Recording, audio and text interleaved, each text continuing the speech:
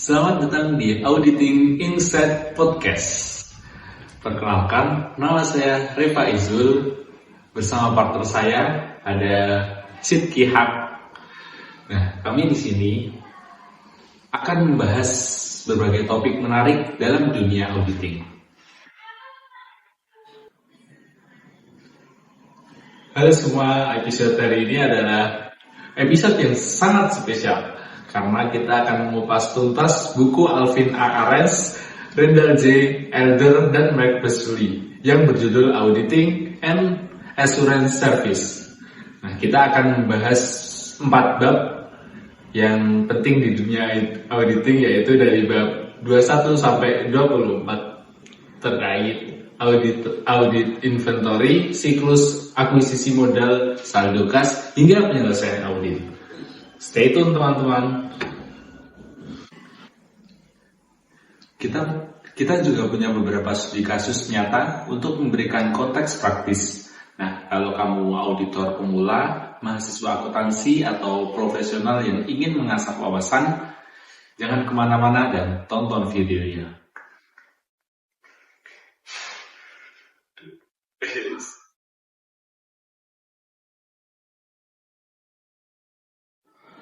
Nah, siklus inventory adalah salah satu bagian terpenting dalam audit perusahaan manufaktur. Fokus utamanya adalah ada 3 hal. Yang pertama yaitu keberadaan fisik, yang kedua penilaian, dan yang terakhir adalah pengendalian internal.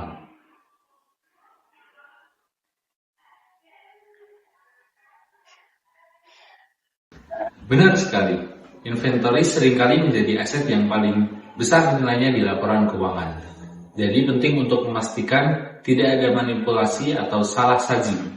Nah, di bab 21 kita belajar tentang berbagai metode. Salah satunya adalah physical observation. Physical observation atau observasi fisik adalah prosedur audit di mana audit secara langsung memeriksa keberadaan, kondisi, atau jumlah suatu aset atau barang. Nah, biasanya inventaris memastikan bahwa data yang tercatat sesuai dengan kenyataan. Teknik ini bertujuan untuk memberikan bukti audit yang valid terkait keberadaan dan kondisi fisik aset yang dilaporkan oleh perusahaan. Nah, langkah pertamanya yaitu memastikan keberadaan fisik inventory. Nah, langkah pertamanya adalah memastikan keberadaan fisik inventory. Auditor akan melakukan perhitungan fisik di gudang dan mencocokkannya dengan catatan perusahaan. Ini biasanya dilakukan pada akhir tahun fiskal.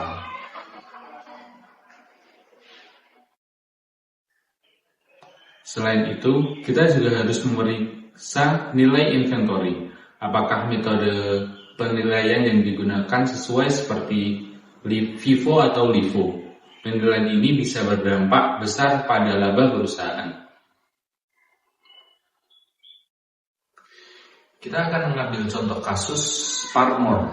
Nah, Parmor adalah sebuah perusahaan retail besar di Amerika. Mereka memasukkan data inventory untuk menyembunyikan kerugian. Auditor hanya memeriksa sebagian kecil gudang yang sudah dimanipulasi. Akibatnya, fraud ini tidak terdeteksi hingga akhirnya perusahaan bangkrut.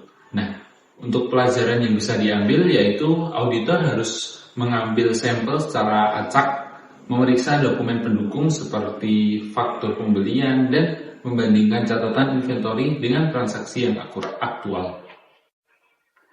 Dan jangan lupa, sistem pengendalian internal yang kuat sangat penting untuk mencegah kecurangan ini. Auditor harus memahami alur kerja inventory dari awal hingga akhir. Sebuah perusahaan retail besar melaporkan nilai inventaris sebesar 50 miliar rupiah. Auditor mengamati proses perhitungan fisik dan menemukan banyak barang usang yang tidak dapat dijual. Masalah, perusahaan tidak menyesuaikan nilai inventaris untuk barang-barang usang sesuai dengan PSAK Pernyataan Standar Akuntansi Keuangan. Langkah audit. 1. Auditor meminta bukti tambahan, seperti laporan penjualan barang usang. 2. Memeriksa kebijakan perusahaan terkait penurunan nilai inventaris. 3. Auditor menyarankan pencatatan kerugian penurunan nilai impairment loss sebesar Rp5 miliar. Hasil, perusahaan merevisi laporan keuangannya, mengurangi risiko salah saji material.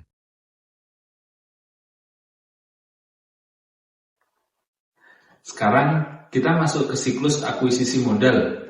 Pada bab 22 membahas transaksi yang melibatkan saham, obligasi, atau utang jangka panjang. Meski frekuensinya rendah, nilai transaksi ini sangat material. Fokus auditor dalam siklus ini adalah memverifikasi dokumen pendukung seperti kontrak obligasi, dokumen pembagian dividen, dan jadwal pembayaran utang. Selain itu, auditor juga perlu mengevaluasi apakah perusahaan mematuhi perjanjian utang atau loan governance. Benar, misalnya beberapa perjanjian utang melarang perusahaan mengambil utang tambahan jika rasio utang terhadap ekuitas melebihi batas tertentu. Auditor harus memeriksa apakah syarat-syarat ini dipenuhi.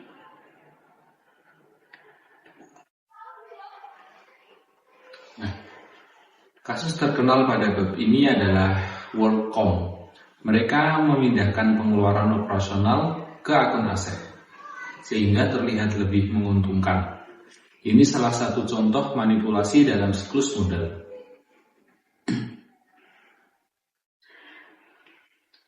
Nah, lalu apa pelajaran di sini? Nah, seharusnya auditor memahami aturan akuntansi terkait kapitalisasi. Lakukan substantif steps untuk memastikan bahwa setiap aset yang dicatat benar-benar memberikan manfaat ekonomi di masa depan. Seorang manajer keuangan sebuah perusahaan kecil memalsukan rekonsiliasi bank dengan menghapus transaksi pengeluaran sebesar 1 miliar. Masalah, tidak ada pemisahan tugas, segregation of duties, antara yang mencatat transaksi dan yang merekonsiliasi bank. Langkah audit. 1. Auditor meminta konfirmasi langsung dari bank untuk memverifikasi saldo rekening. 2. Membandingkan laporan bank dengan rekonsiliasi yang disediakan oleh manajer keuangan. 3. Melakukan prosedur tambahan, seperti mengevaluasi transaksi besar yang tidak biasa. Hasil, auditor menemukan kesalahan rekonsiliasi dan melaporkannya kepada Dewan Direksi. Sistem pengendalian internal diperbaiki dengan memisahkan tugas antara pencatatan dan rekonsiliasi.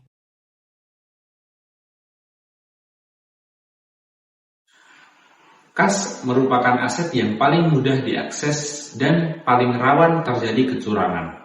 Nah, pada bab 23 menjelaskan bagaimana cara auditor memastikan saldo kas yang tercatat benar-benar ada.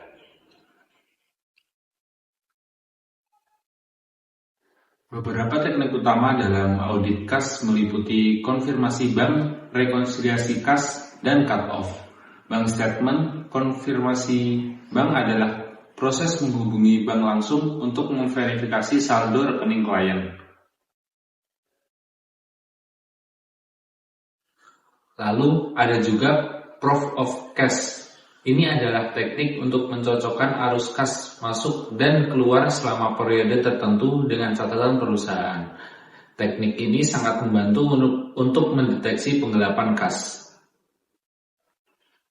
Kasus Parmalat menjadi pelajaran penting.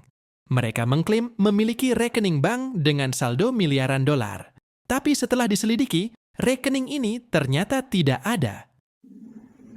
Kesalahan auditor di sini adalah tidak langsung mengonfirmasi saldo ke bank.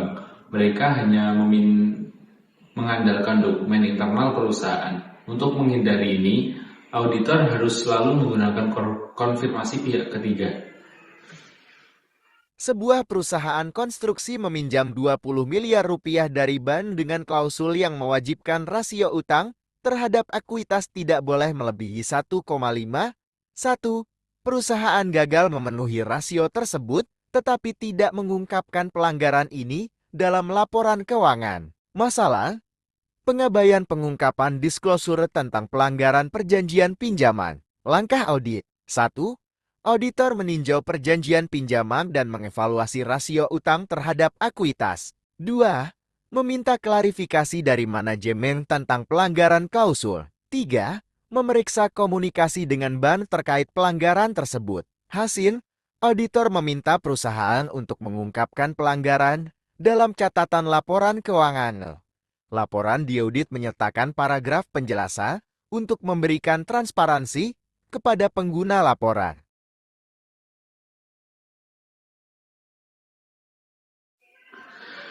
Fase penyelesaian audit adalah tahap di mana auditor meninjau kembali semua bukti yang telah dikumpulkan dan memastikan laporan keuangan bebas dari salah saji material.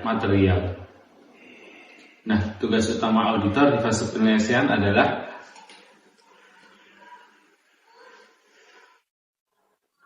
di tahap ini, auditor harus memeriksa kewajiban kontingensi seperti tuntutan hukum yang sedang berjalan.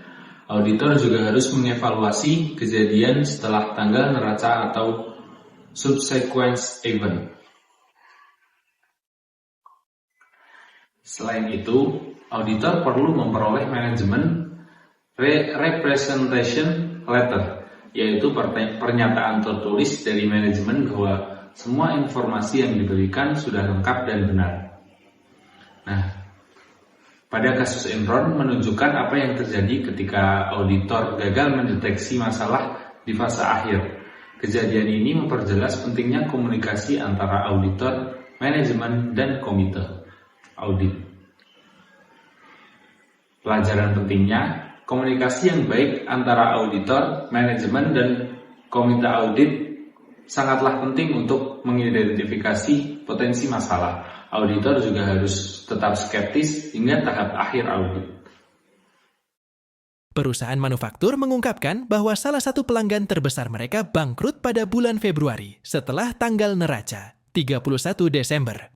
Namun, tidak ada penyesuaian dalam laporan keuangan terkait piutang usaha. Masalah, subsequent event yang membutuhkan penyesuaian, adjusting event, tidak tercermin dalam laporan keuangan.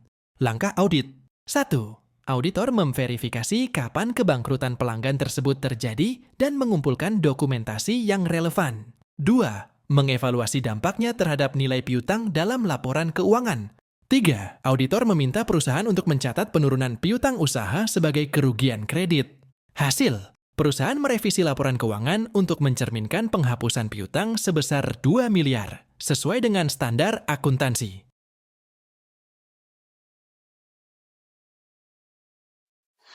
Jadi, hari ini kita telah membahas 4 aspek penting dalam audit inventory, akuisisi modal, kas, hingga fase penyelesaian audit. Setiap aspek memiliki tantangan unik yang harus dihadapi auditor. Kunci dari semua ini adalah skeptisisme profesional, perhatian terhadap detail, dan pemahaman yang mendalam terhadap standar audit. Dengan pendekatan yang tepat, auditor bisa memberikan nilai tambah yang signifikan bagi klien mereka. Kalau kalian punya pertanyaan atau topik lain yang ingin dibahas, tinggalkan komentar di bawah, dan jangan lupa untuk like, share, and subscribe channel ini. Sampai jumpa di episode berikutnya.